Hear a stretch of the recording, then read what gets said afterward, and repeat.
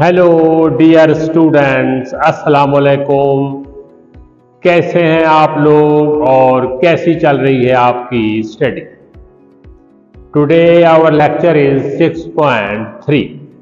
You know we are studying chapter 6। The title of the chapter 6, fluid dynamics. You know what is fluid and what is the meaning of fluid dynamics. Here we study the fluids in motion. आज एक बड़ी अहम हमारे पास equation है, theorem है, that is called Bernoulli theorem. Bernoulli is the name of a scientist. 18वीं सदी की बात है कि उस मैथमेटिशियन और फिजिसिस्ट ने फ्लूइड डायनामिक्स के बारे एक इक्वेशन डिराइव की जो आज तक इस्तेमाल हो रही है हर जगह। बर्नौली इक्वेशन क्या है? This is the fundamental equation in fluid dynamics. Basic equation है, बुनियादी इक्वेशन है, that relates pressure to speed and height. ये तीन चीजों के दरमियान रिलेशन कायम करती है। Pressure of fluid, speed of fluid and height of the fluid from certain reference point on the surface of earth. Equation P plus half rho V square plus rho GH is equal to constant। क्या मतलब?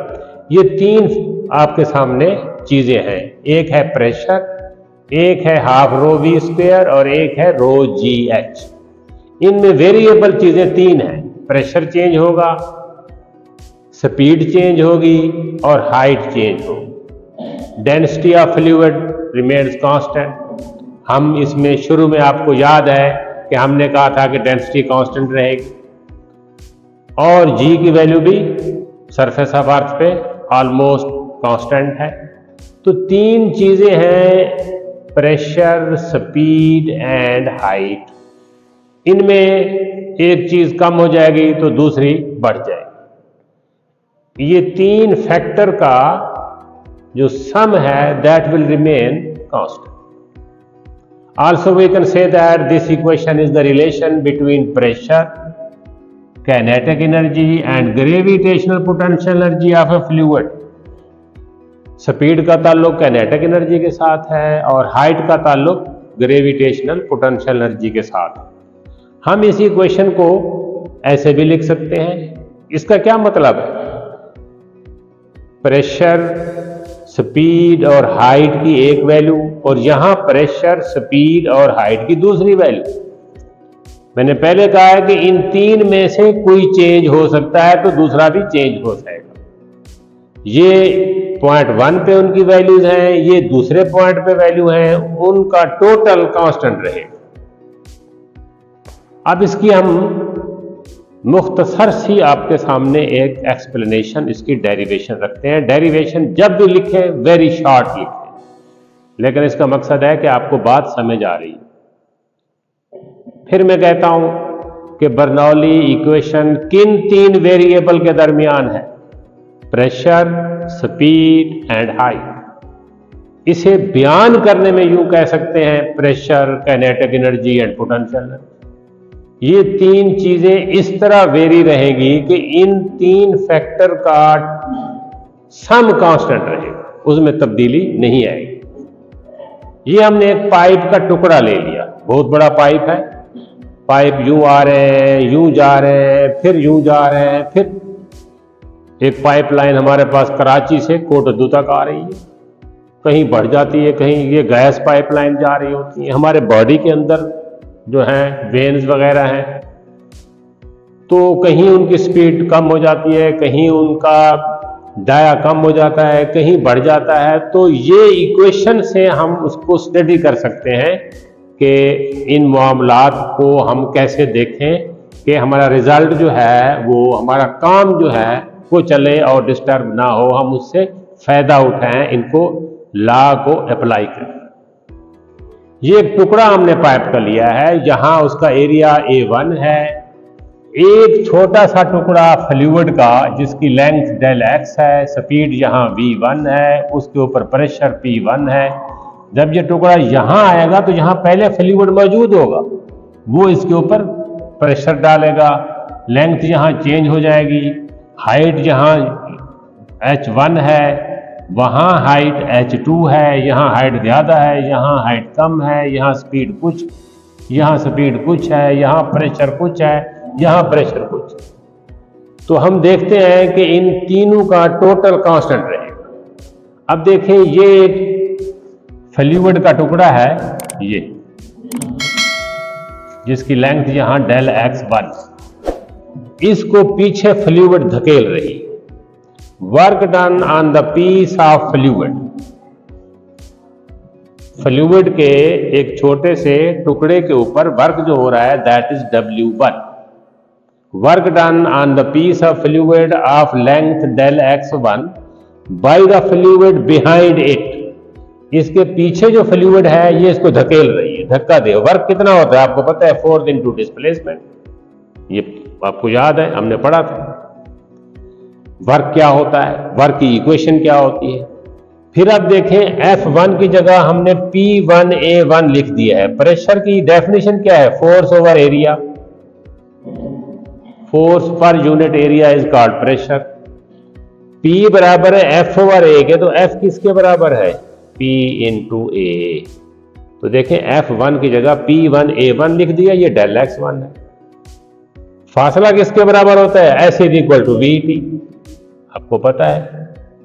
तो del x की जगह V1T। Time T fix है, 1 second के लिए हमने इसको स्टडी किया तो टाइम की वैल्यू यहां भी वही है और यहां भी वही। गौर करना मैं क्या लिख रहा हूं।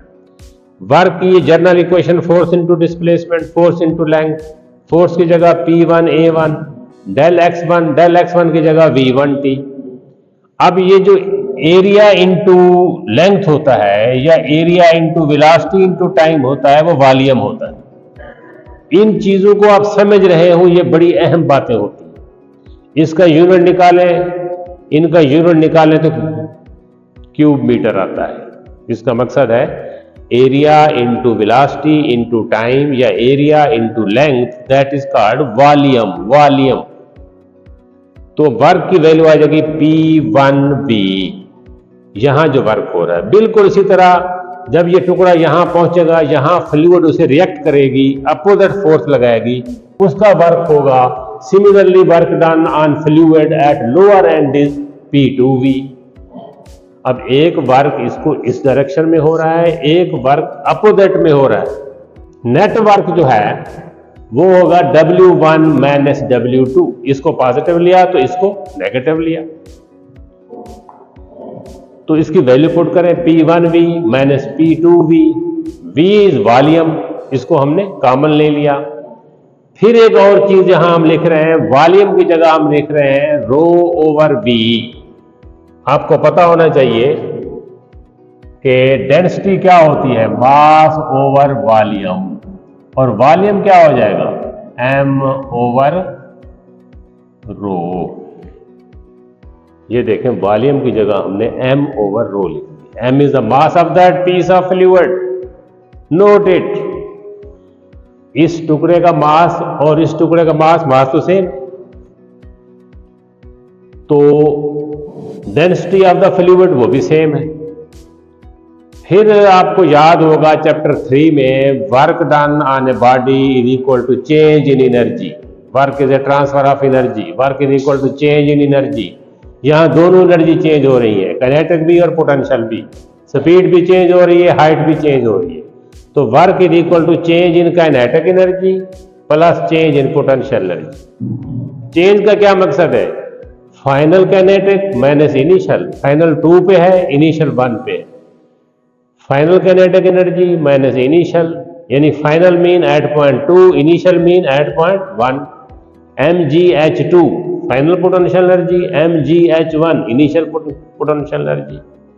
अब जरा आप इस पे अपनी तवज्जो बढ़ा दें कि P1 minus P2 m over रो किधर गया, m सब में है, ये कैंसल आउट हो गया। रो इनके सब के साथ मल्टीप्लाई हो जाएगा इधर आके। तो देखें यहां भी रो आ गया, यहां भी रो आ गया, यहां भी रो आ गया, यहां भी रो आ गया। इलिमिनेट कौन सी चीज हुई दोनों तरफ से, m सब में है, इधर भी है, कैंसल। और रो इधर आके सबसे मल्टीप्लाई हो गया, ये देखें होगी। अब आप P1 ये भी माइनस है, ये इधर आके प्लस हो जाएगा, ये भी माइनस है, ये इधर आके प्लस हो जाएगा। P1 plus half rho V1 square plus rho GH1 is equal to P2 plus half rho V2 plus rho GH2। ये वही क्वेश्चन आ गया जो हम शुरू में लिखे थे, इसी को हमने प्रूव कर लिया है। ये आपके सामने वही, this is the required equation. इसका मकसद क्या है? P plus half rho V square plus rho GH is equal to constant. ये वही इक्वेशन आ गया। बड़ी सिंपल इसकी डेरिवेशन है, बड़ी सिंपल इसकी डेरिवेशन है। इसमें प्रेशर है, इसमें काइनेटिक एनर्जी है, इसमें पोटेंशियल एनर्जी है, डेंसिटी कांस्टेंट है, मास कांस्टेंट है, प्रेशर चेंज होता है, स्पीड चेंज होती है, हाइट चेंज। जो चीजें हमने इसमें लिखी है कि वॉल्यूम को किसके बराबर और डेंसिटी किसके बराबर है, ये जो हमने चेंज की हैं, ये चेंजेस आपके जहन में हो तब आप इसको अप्लाई भी कर सकते हैं और समझ भी सकते हैं। Thank you very much.